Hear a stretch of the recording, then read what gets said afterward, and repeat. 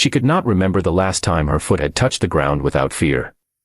Every step since the accident had been measured, rehearsed, protected by metal braces and cautious hands, while the world around her moved on without waiting. Inside a bright, echoing car workshop filled with the smell of oil and steel, a moment was about to unfold that no one in that building, especially not a billionaire family that had exhausted every option money could buy, was prepared for. Before the story goes any further, take a second. If you believe in kindness, in second chances, and in the quiet power of ordinary people doing extraordinary things, please like this video, share it with someone who needs hope today, comment below where you're watching from, and subscribe to Kindness Corner. Your support keeps stories like this alive. The girl's name was Aria Whitmore, 16 years old, once unstoppable on a soccer field, now carefully balancing her weight as if gravity itself had turned against her. 2 years earlier, a high-speed collision had shattered her leg and damaged the nerves beyond what surgeons expected to repair. Her mother, Celeste Whitmore, was a self-made billionaire who owned medical tech companies and private clinics across continents. When the doctors said recovery would be slow, she made it faster.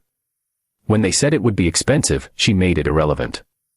When they finally said there was nothing more to be done, she refused to accept it.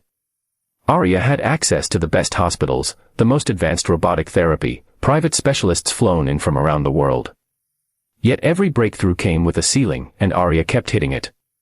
Walking without assistance became the impossible line no one could cross. The workshop they stood in that day was not supposed to matter. It was only there because Aria's custom adaptive vehicle needed a modification, and the dealership subcontracted the work to a local mechanic known for precision.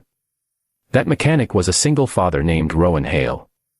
He lived in a small rented house on the edge of town, raised his 8-year-old son alone after his wife passed away, and worked long hours to keep life steady.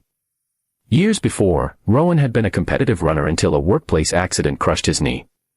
Doctors told him the same words they told Aria: limited recovery, permanent adjustment. He never returned to racing, but he learned his body again, inch by inch, movement by movement, driven not by technology but patience.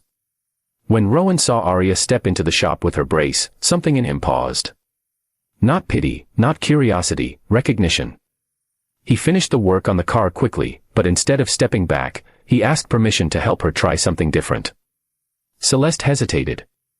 She had trusted experts with walls full of credentials. A mechanic with oil-stained hands did not fit the picture of hope. But Aria looked at Rowan and nodded before her mother could refuse. She was tired of being protected from disappointment. She wanted to feel effort again. Rowan did not bring machines or promises.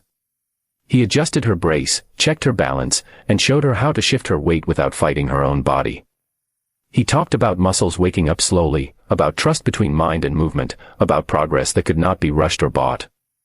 The workshop grew quiet as mechanics slowed their work, sensing something fragile unfolding. Celeste stood a few steps back, hands clasped tightly, her confidence in control replaced by helpless anticipation. Minutes passed that felt like hours. Aria's breathing steadied.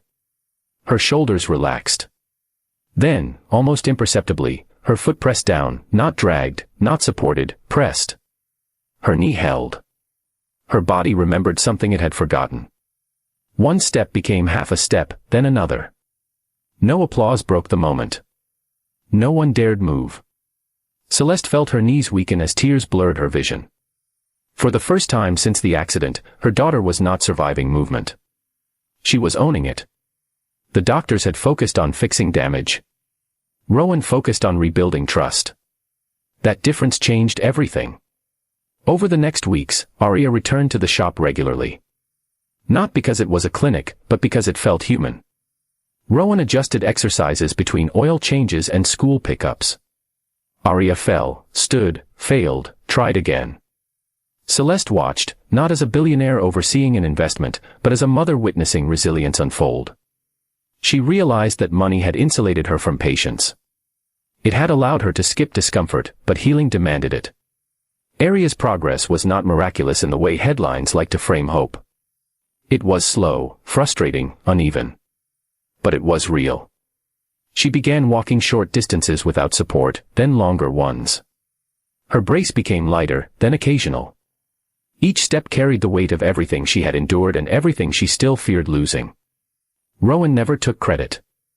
He said some things simply need time and someone willing to stand close without pushing. Celeste changed too. She started visiting the shop alone, bringing coffee, listening more than she spoke.